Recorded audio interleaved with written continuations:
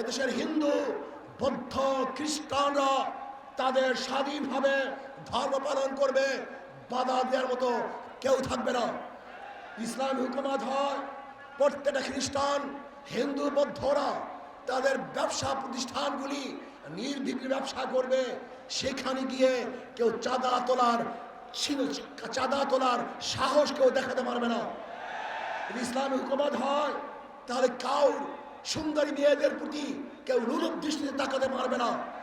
যদি ইসলামী হুকুমত হয় তাহলে কেউ চাকরি পাবে আর কেউ চাকরি পাবে না, এই বৈষম্য আর থাকবে না, সবাই সম্ভব হয়ে যাবে, সমান হয়ে যাবে।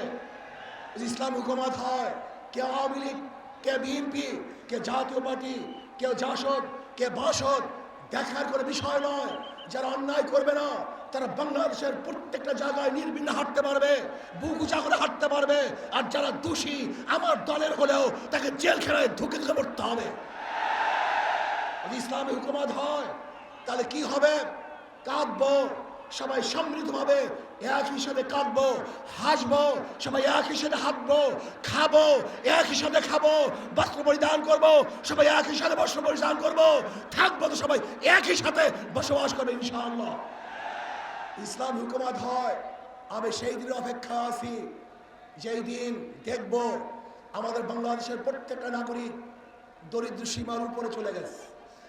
আমার বাংলাদেশের একজন মানুষও ক্ষুধার্ত নাই, বস্ত্রহীন নাই, চিকিৎসাহীন কেউ ঢুকিতে মরবে না। বাংলাদেশের গরিব সন্তানগুলি যারা মেধাবী উচ্চ শিক্ষার জন্য তাদের আর চিন্তা করতে হবে না, সরকারি খরচে সর্বোচ্চ শিক্ষা দেওয়ার ব্যবস্থা সরকার করবে ইনশাআল্লাহ। আমরা কি দেখতে চাই? এমন এক সমাজ দেখতে চাই যে সমাজের মধ্যে থাকবে সাম্য, মানবিক মর্যাদা, সামাজিক ন্যায় বিচার। আজকে বাংলাদেশের বিচার ব্যবস্থা বলতে কিচ্ছু নাই। আপনারা দেখেছেন আমাদের দেশের ল, আমাদের দেশের আইন, কেউ যদি আসামি হয় এবং সাজাপ্রাপ্ত হয় তাকে কোর্টে হাজির হয়ে তারপরে জামিন মঞ্জুর করাতে হয়। কিন্তু আমরা কি দেখেছি? বিদেশে থাকা অবস্থায়ও কোর্ট তাকে জামিন দিয়ে দিয়েছে। এরকম আইন বাংলাদেশের আছে বলে আমার জানা নেই। তার মানে বিচার বলতে আমাদের বাংলাদেশে কিছুই নেই।